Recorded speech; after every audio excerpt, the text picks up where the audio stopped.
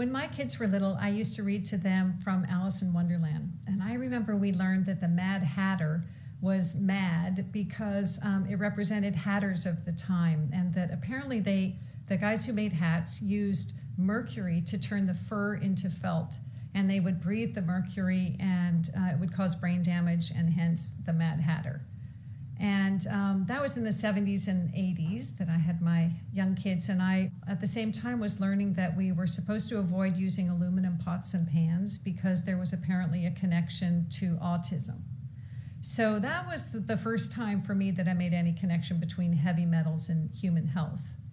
And then a few years ago, I learned that there was an unnatural amount of aluminum in the soil, and that there was a program spraying aluminum and other heavy metals up into the atmosphere. And so I wanted to check it out. And that's the first way that chemtrails showed up for me. So joining us now for more is one of the first people to ever blow the whistle on what she says is absolutely happening, and that our own government has been involved for decades, spraying chemicals into the air with no regard for the people those chemicals could be hurting. I want to welcome in former U.S. Air Force environmental specialist and geoengineering whistleblower, Kristen Megan. It's great to have you back, Kristen. Appreciate you being here. So you've been talking about this issue for years now. Can you take us through what you say is absolutely happening? Yeah, thanks for having me back. This is absolutely happening, and it's basically now openly admitted, even though you're getting kind of pushback from the EPA, but I don't think it's intentional. What I discovered around starting in 2007, I was working in bioenvironmental engineering in the Air Force. And like I had mentioned previously, I tried to debunk this. And in the attempt to debunk it, I realized, as somebody who was approving forms called Air Force Form 3952s, I had to reject these toxicants on formerly known as an MSDS, now an SDS, because they're the very same toxicants we were trying to engineer out of the workplace. So why would we be procuring more? So lots of soil sampling, air sampling. Once I got threatened, I knew I'd found something, and it's very much happening. In fact, when I finished my master's around 2015, it was in one of my environmental textbooks that they were doing it. So it's a shock to me that people still think it's not happening. Yes, yeah. I sold the book, but I wish I still had it. And we can all see it if you look up, and it just doesn't make sense, that it's coming from like a Delta flight flying. Basically, Chemtrails is a geoengineering program where airplanes fly at high altitudes and they spray chemicals into the atmosphere, including aluminum, barium, and strontium. And then those metals fall to the ground and they land in our bodies, on the soil, in our trees, in our food, and in our water. Many people confuse chemtrails with the normal jet contrails. The difference is that the normal jet contrails actually dissipate within minutes, while the heavy metals in the chemtrails cause those trails to persist for hours.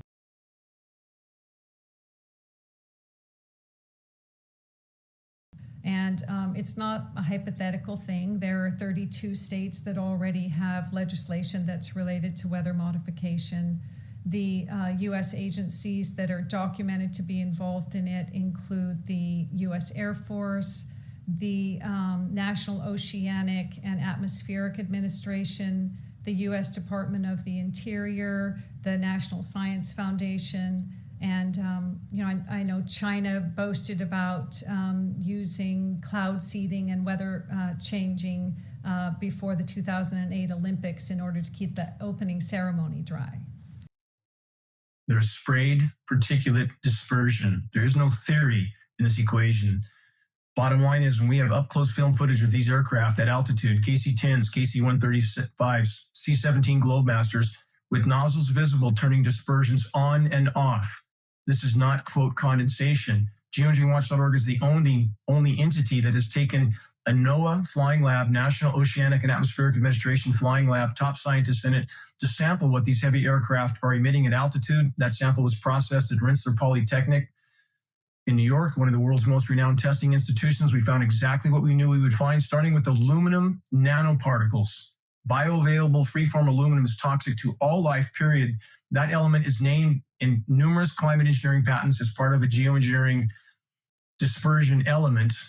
So again, there's no theory involved in any of this. And what's so incredibly profound in this equation, Tucker. You have the entire global climate science community, governments all over the world saying we need to put aircraft in the air immediately to disperse light scattering particles. And we use the science terms at geoengineeringwatch.org because the chemtrails term is the instant marginalization term by design. You bring that term up, any elected official won't talk to you anymore. Media will immediately marginalize you. Solar radiation management, stratospheric aerosol injection, cloud albedo enhancement, climate engineering. If we stick to the science terms, they can't marginalize us. So again, this elephant in the sky that we are told is a conspiracy theory is exactly what the entire global climate science community says we need to deploy immediately to slow down the warming of the planet. Stated purpose to deflect some of the sun's incoming thermal energy. We know these programs, not surprisingly, are making a bad situation worse, not better. And Tucker, they're being used as a form of warfare. And we know that. We have countries like Iran, constantly demonized, of course, as you well know. Immediately after 9/11, we have the list of countries to be targeted given to General Wesley Clark, a list that clearly existed before 9/11 even occurred. Subsequently, every one of those countries, every one of them endured a once in 1,000 year drought. Statistically, mathematically, that's impossible without climate intervention operations. And we have the leader of Iran on the floor of the UN, on film, on the record, stating NATO was cutting off their precipitation. We have Iranian top scientists recently stating NATO's been doing this for 40 years, destabilize the food supply by destabilizing the rain, and you destabilize the population. Now, the clip begins when an audience member questions RFK Jr. about all the chemicals we're putting out in our skies through those chemtrails. My biggest concern is the stratospheric aerosol injections that are continuously peppered on us every day. Is there a question?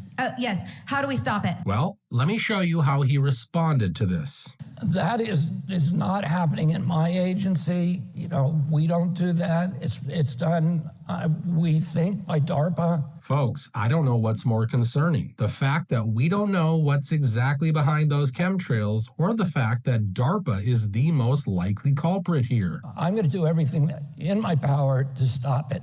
We're bringing on somebody who's going to think only about that, find out who's doing it, and holding them accountable. I mean, let's be very clear. HARP and DARPA have been accused of messing with the atmosphere for decades now.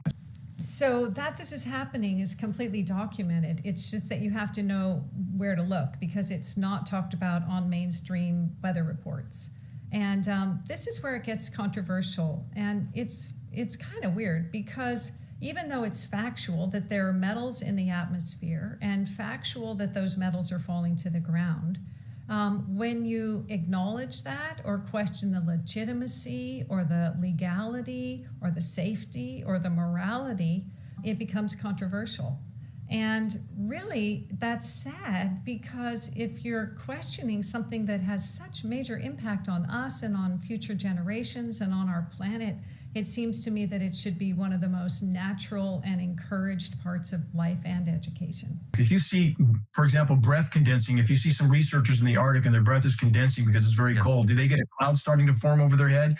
If you have a vehicle that's exhaust is condensing in the morning, you have a freeway with giant clouds hanging over it from the condensation from the vehicles in some cold region? No, that's not how condensation behaves. And again, my journey into this whole battle of now 27 years, but when I built my off-grid home in Northern California, middle of the wilderness, it was the cover of the world's largest renewable energy magazine. I have solar, wind, and hydro. And I was losing, on some days, from what these aircraft were emitting, 50, 60, even 70% of my solar uptake from what these aircraft were emitting. I knew that could not be condensation. When I began to research, I was very surprised at the mountain of information on geoengineering, solar radiation management. And I looked for primary elements. I began to test my precipitation. I hoped I would not find these elements in my rain because I knew if I did, it would change the entire course of my life. I cannot look the other way. I came up with 7 parts per billion in my first rain test over the next 18 months because I took that long in researching before I was willing to speak out on this issue. At the end of 18 months, I had single rain events with 3,450 parts per billion of aluminum in my rain. This is bioavailable free-form aluminum, which is toxic to all life forms, period. Primary element named in climate engineering patents, and we have the world's most recognized geoengineers specifically stating on film, on the record, their goal of using aluminum in these programs because of its high reflectivity with no consideration of the consequences. Yeah, that's exactly it. I know a lot of people have taken the angle of because people still don't believe it. Even if you don't believe it, there's people that are trying to take action saying, look at what they're claiming. Because when the government claims that they're going to do something, they're already doing it. And they're trying to say, even if you don't believe it, would you want it to happen? It has these human and environmental impacts. So, yes, and there's a lot of those legislators have reached out to myself and Dane Wigington over the past couple of years. So Yes. they have the information and all the government documents that are on geoengineeringwatch.org. Biggest question, in your opinion, why is this being done? And again, it might not be EPA, could be DARPA, could be War Department, could be private companies, but why are they doing this? I think there's a multitude of reasonings. You control the weather, you can handicap many people. We did it flooding the Ho Chi Minh Trail. But when you had this huge climate change initiative, we needed to find ways to dim the sun and decrease the solar load. So this is fear-based, and I also think it's financially incentivized through betting on crops and, again, handicapping anyone in war. Yeah, so it kind of takes away the organic from anything organic you're buying, because this is then sprayed into the air and then and gravity brings it down. Eventually the rain brings it down, and it is all over all of us. What are these crops doing to people? Or I'm sorry, these chemicals doing to people? Well, a lot of them are heavy alkaline metals and salts. And what they do, again, is that synergistic toxicity. You're breathing it in, you have the dermal absorption and an inhalation. And it does depend on relative humidity and different weather patterns. Like I live in Michigan, so we have all seasons in the same day. Right. So the dissipation rates are faster. When you ingest that, it is eating away at your gut health.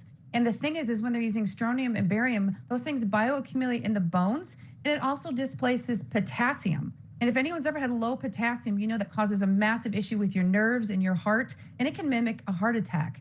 So we're getting massively bombarded because, again, different routes of exposure, and depending on where you live, you can be more exposed already because you have background elements in your drinking water.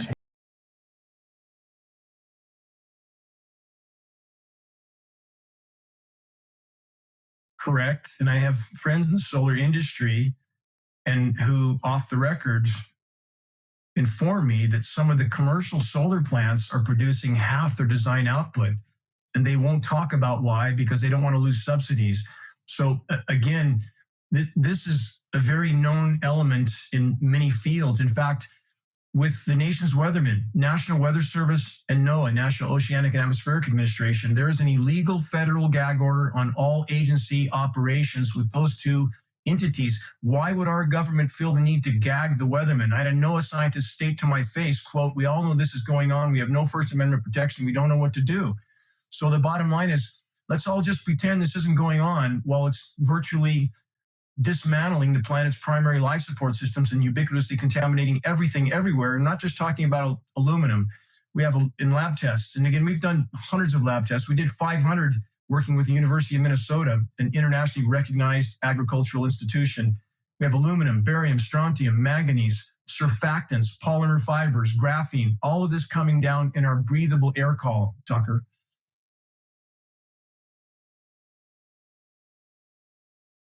So recently, a lot of people were under the impression that they had banned chemtrailing or chemtrailing was stopping or some such. Well, these chemtrails are from yesterday. And I took these out in the middle of the desert, which I went to film the sky, the sun and the moon. And it was unbelievable. But I did get your emails, and here we go. Let's start with, this is in New South Wales, Australia. This one right here is from Austria, which is in Germany, I think. This one right here is from Ireland. This one is from Canada. And if I forgot your names, it's because I got so many emails. This one right here is from South Africa. And if you don't see your picture, it's because somebody else sent it in. I mean, I got literally 600-700 emails. Just keep that in mind. The last one was London. This one was from Mexico. This one right here is in Spain. The next one is in Central America, so I'm not exactly sure where in Central America, but Central America nonetheless. This one right here is from New Zealand, and this one is from Croatia, so it's happening absolutely every place, but let's continue. This one is in Denmark right here, This one right here is from Argentina. You see what I'm saying? It's pretty much everywhere, including this one from England. I got a ton of them from London and the UK. I just don't want to put them all up, sorry. This right here is a video from South Africa.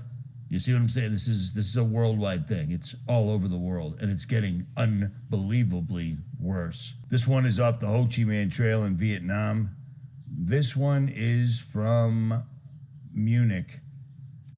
These two were taken at a crime scene in 2005, and he just wanted to show me that they were spraying in the United States all the way back in 2005, but we already knew that. So the other day I wake up out in the desert. I'm about 40 miles southeast of Las Vegas. And first thing in the morning, they are just spraying to beat the band. I haven't even had coffee yet, and I have to break out the P950.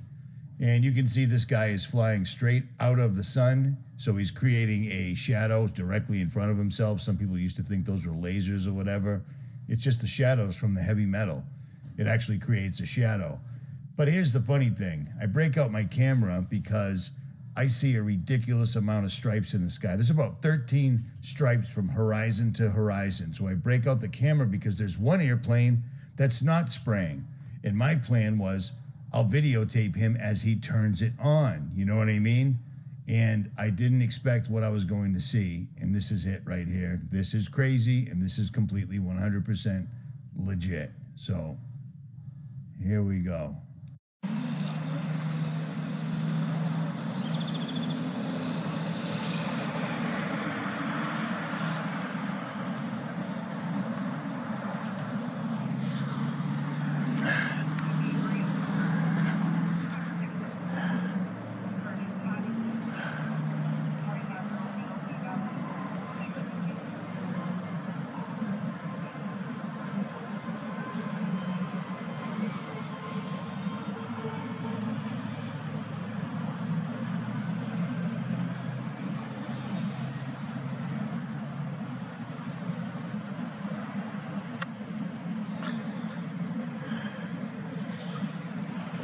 That airplane just disappeared.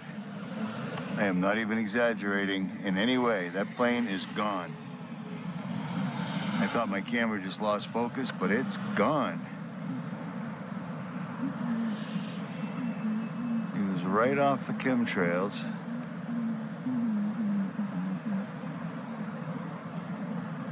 Are you kidding me? I was trying to film him to show that he was going to turn his chemtrails on.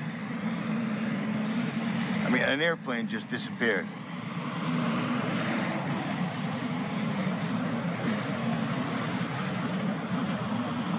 You saw the bottom of it. It was bright blue.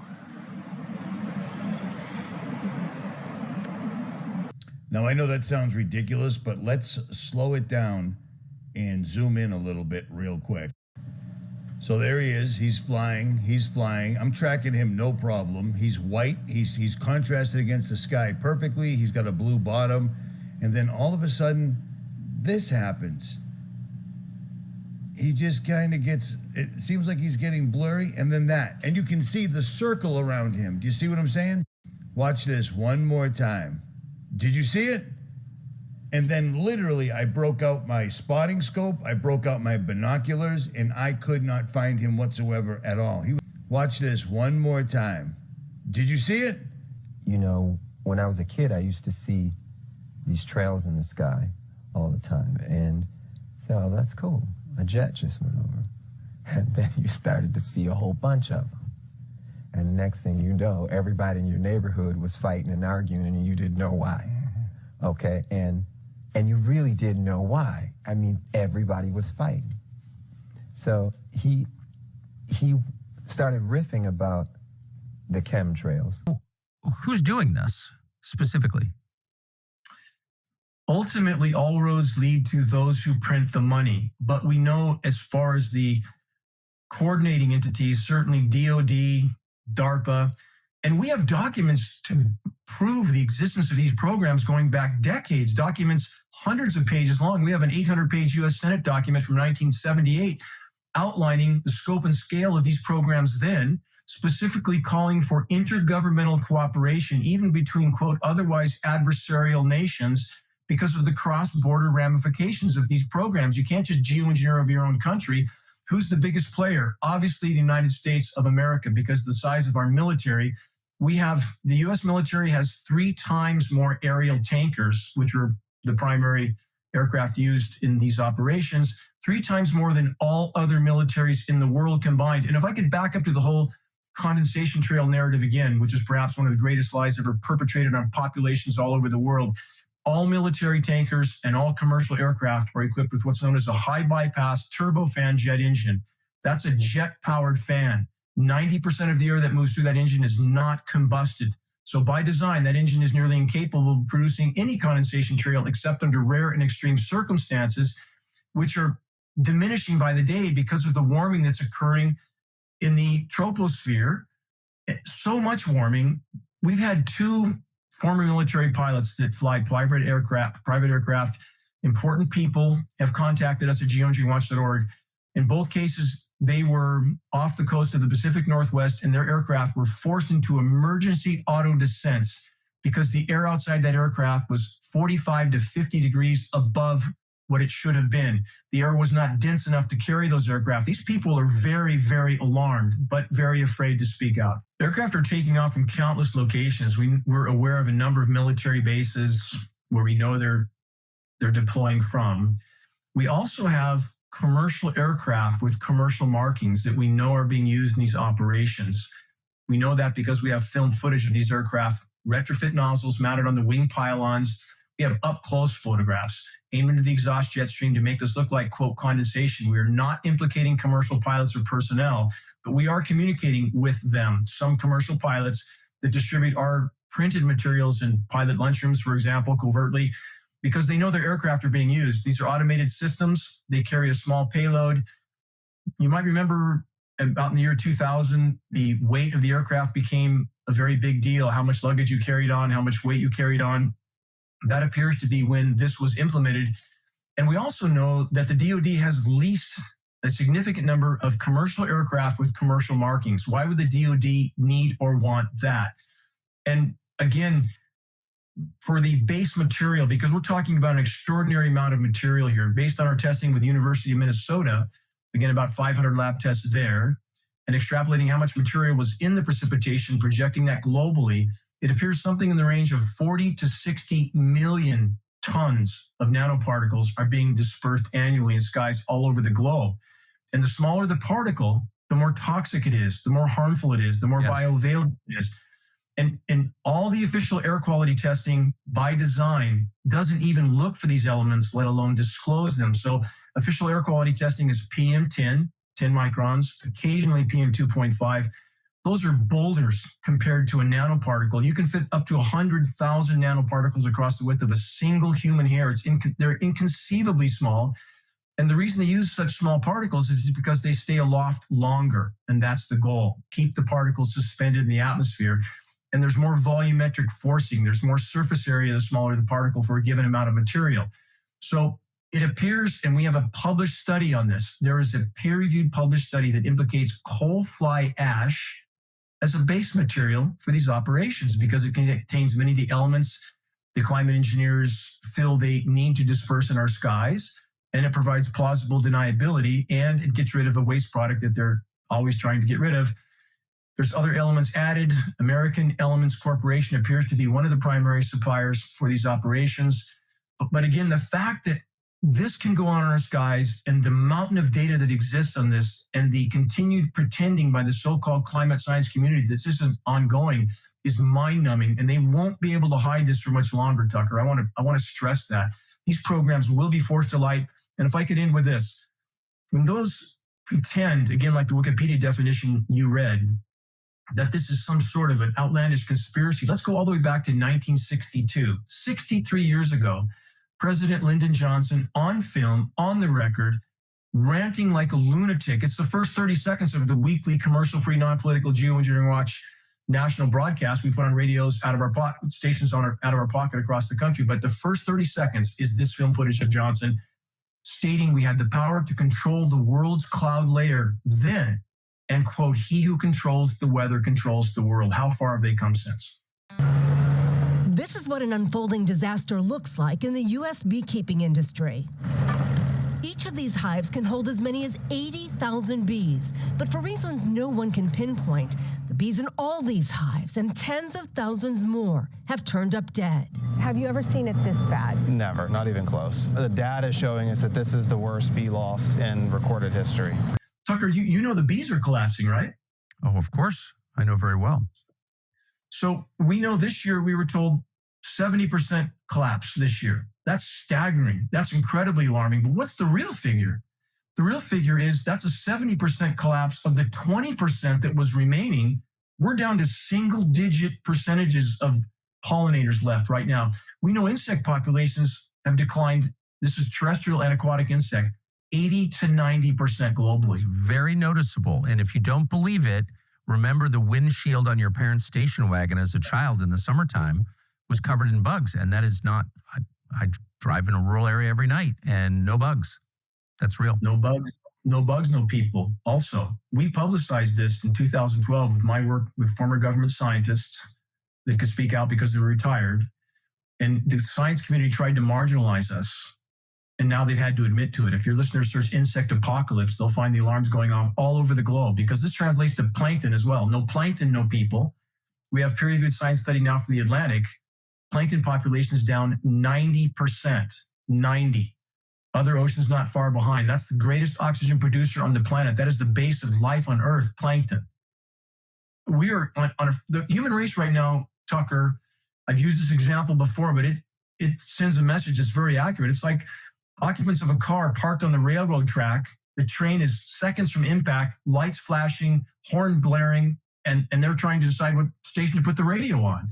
I mean, no matter what other issue we're facing, and I would argue power structure maneuvering right now from conflict zones to carnage zones, many other factors are directly related to the unfolding and accelerating biosphere collapse, which climate engineering is fueling, not mitigating, it's fueling it, and they will not let go of this covert weapon of control. It is the crown jewel weapon with which they can, have been, and are bringing populations to their knees, including our own, without those populations ever even knowing they're under assault. They're not going to let go of this weapon. In regard to our military brothers and sisters that are participating in this, because many ask that question, why would they?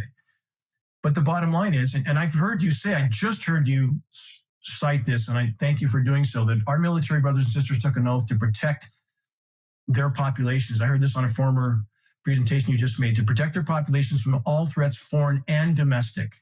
So they're being compartmentalized. They're being told that these programs are some benevolent, necessary operation. Just like the pilots in Vietnam, I'm sure were told when they were spraying Agent Orange on everybody, they're not told this is going to kill your comrade on the ground. Of course, they're not told that. So here we are. I'm saying that we know the technology exists to steer storms of that size. And let me make a comparison. You could have a 10-year-old child divert the course of a 100,000-ton freight train by pulling a lever, literally, and changing the tracks. That's correct. And that's the kind of small input, massive output that you can have with these cyclonic rotations when they have the ability to manipulate atmospheric pressure zones. This is undisputed, patented science. So why would we think they're not using these type of operations? We have historical precedent. Project Popeye in Vietnam was so successful at controlling precipitation. This is a historical record that by 1976, they passed the INMOD treaties forbidding weather manipulation for wartime purposes, but not over a country's own population. November 15, 2017, got the United States Air Force doing a big old dump. How do I know that's the Air Force? Well, you can tell by their one sprayer. They always got super kick one way or the other. And the fact that there's nobody on radar above us. So that is probably a C-17 Globemaster with traders from the United States military. Oh, yeah. Yep.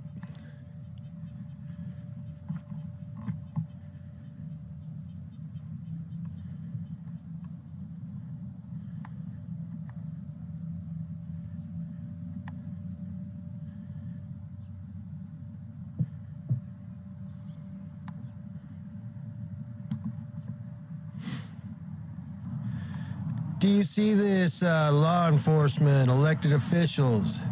That is the United States Air Force dumping chemicals on the people you're supposed to be serving and protecting.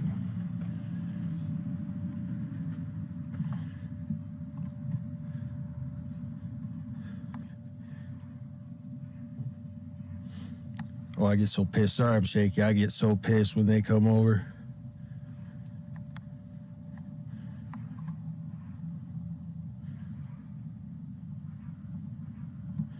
See if we can get you good markings.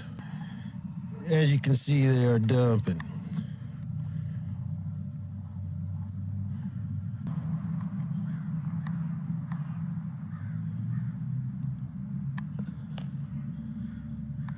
They're doing this at all times.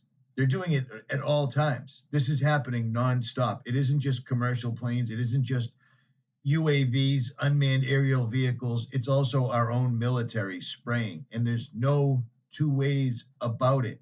They have come out on absolutely every forum there is. They're going to save the atmosphere. They're going to save the world. They're going to save the water. They're going to save depopulation. They're going to save everything. They're doing it now, and they've been doing it for decades. There's nothing new under the sun. We do not consent.